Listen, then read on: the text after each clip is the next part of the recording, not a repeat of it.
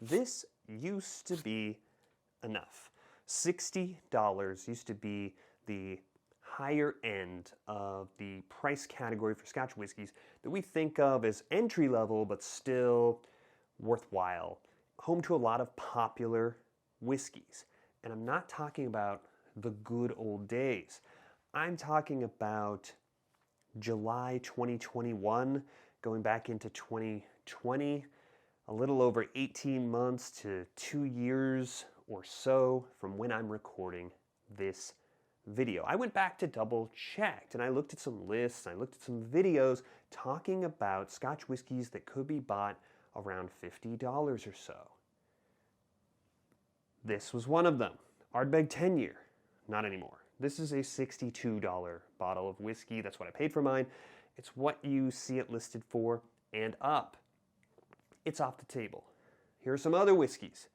Bunnahabhain 12-year. That's a $75 bottle now. Deanston 12-year. Doublewood, Balvenie. These are 65 and up. I've seen the Doublewood go more than $75 these days. And these used to be in the $50 or so range not so long ago. And so today, the price category that we used to think of as being in the $50 to $60 range is really over that $60. It's between $60, $65, $60 to $70. And so when I was looking into making this video, I spent a lot of time trying to get a handle on the actual prices of Scotch whiskies today. I've been planning this video for a while. I've been to several shops. I've done a lot of reviewing prices of whiskeys online at different outlets. And what I see is a lot of non-age statement whiskeys. And I will caution you and say, beware the low-cost non-age statement whiskey, even if it's from a distillery that you're already fond of. You're in the shop, you're on a budget, for whatever reason, you're trying to find something and having some trouble, and you say to yourself, well, R10's good, let me go for the non-age statement version. It's probably just as good. It's younger. It is not the same. So be careful with those non-age statement whiskeys that are out there. The other thing I see a lot of is 40% age statement whiskeys. There are a lot of whiskeys that you can say are worthwhile at 43%, 43 and change, but at 40%, I'm hard pressed on the top of my head to come up with a really worthwhile bottled strength, watered down 40% whiskey. First whiskey on my list is the Mortlach 12-year. This is a 43.4% whiskey. It is, we can't get into the details of Mortlach and their crazy distillation process and everything, but we expect Mortlach's spirit to be a little bit more robust, especially compared to some of its Speyside neighbors, and it is. And it's a pretty sweet whiskey, real toffee, creamy, kind of honey. Now, this is not the only 43% sort of 12-year age statement whiskey. There are others out there. If you've got a favorite that compares to this one, let me know in the comments.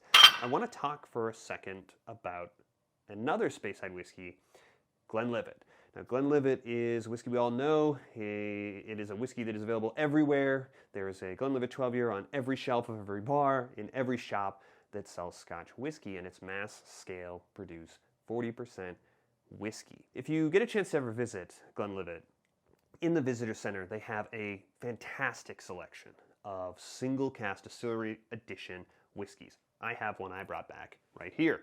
This is a 57.9% first fill sherry butt single cask matured Glenlivet. It's fantastic. It's a 16-year single cask whiskey, and when you taste it, you're trying to figure out why you don't normally get something like this out of this distillery. They can do it if they want to.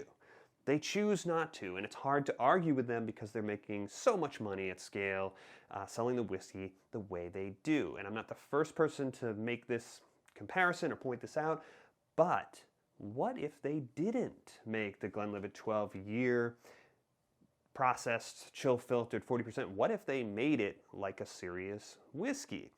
Well, that whiskey kind of exists and it's called the Glenlivet 12-year illicit still. It's a 12-year age statement whiskey that you should be able to buy for about $50, maybe up to $55 if you can find it. It's a 48% non-chill filtered Glenlivet 12-year, so it's basically answers this question. What if Glenlivet tried to make a serious whiskey for serious whiskey drinkers? And it's certainly worth, at that price point, the time. It's also very fun if you get your hands on a bottle of this and you have access to a bottle of the 12-year, or your friend does. You pour them out and compare them. If anybody's ever asked you why those of us who are on YouTube talking about whiskey are always yelling about 46% and chill filtration, you compare those two drams and you will have the answer. We talked before about how the Ardbeg 10-year has graduated out of this price category. Where does that leave me if I want a really smoky Islay peated whiskey and I don't want to breach the $60 threshold? It leaves you with a 5-year whiskey from Ardbeg. It's called the Wee Beastie, and it is a 47.7% whiskey. It's young whiskey. It is big and smoky, but underneath, especially as you sit with it, you will start to get some of those more nuanced notes that you get from the other Ardbegs. It's a worthwhile whiskey for the price point. I've seen this whiskey in the neighborhood of up to about $55. If you really get lucky, you can get this for below $50. At about $55, is it worth another $7, $8 to graduate up to the 10-year for another 5 years? Yes, it is. But if you are strictly on a budget and you're wanting this type of whiskey, that is the sort of peated smoke whiskey that I would point you towards.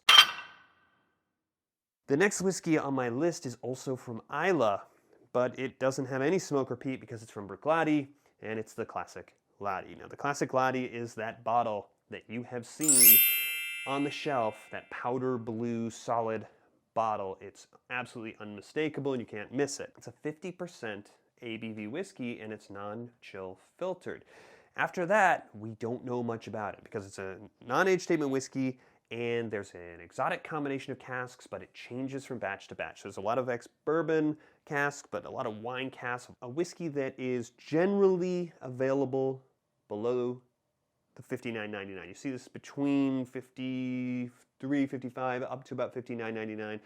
I've seen it over. The price of this whiskey fluctuates pretty dramatically from place to place. I still included it on the list because I went to 2 shops and I can buy it for $59.99. I've seen it online and it can be bought for that price. The other reason I included it is that more than that, I wouldn't recommend it.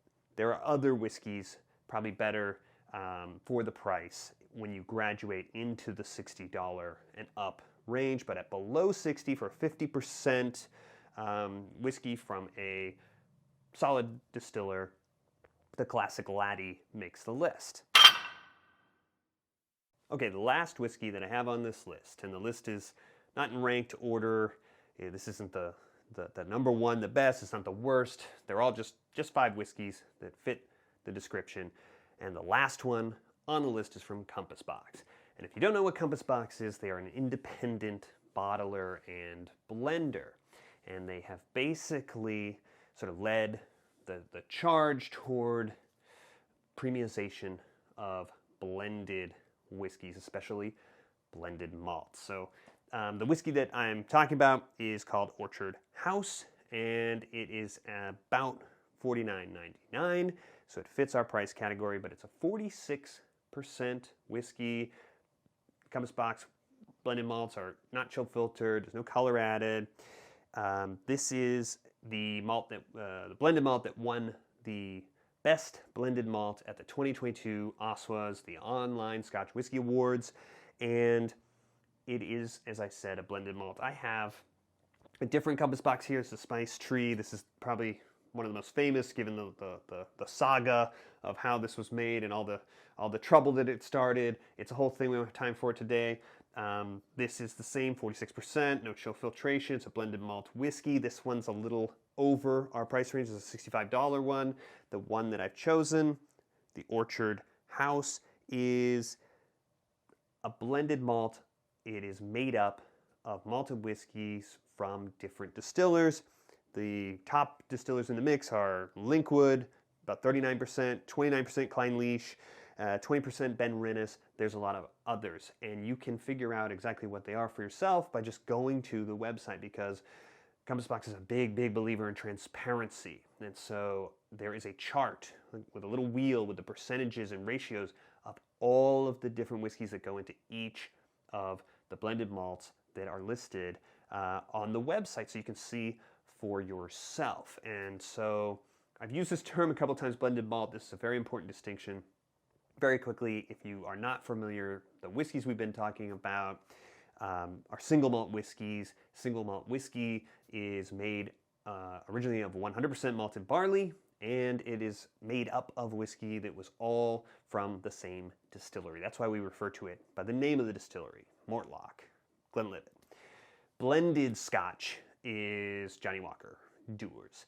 And blended Scotch is made up of whiskey from all kinds of different distilleries. Could be a couple dozen. We don't know. They don't tell us what the ratios. They don't give us the recipes or anything like that. But it's also made up, some of the whiskey that goes in is grain whiskey. And in the UK, they use rye, they use wheat, they don't use corn pretty much. And the other thing about the grain whiskey is it's made by a different process.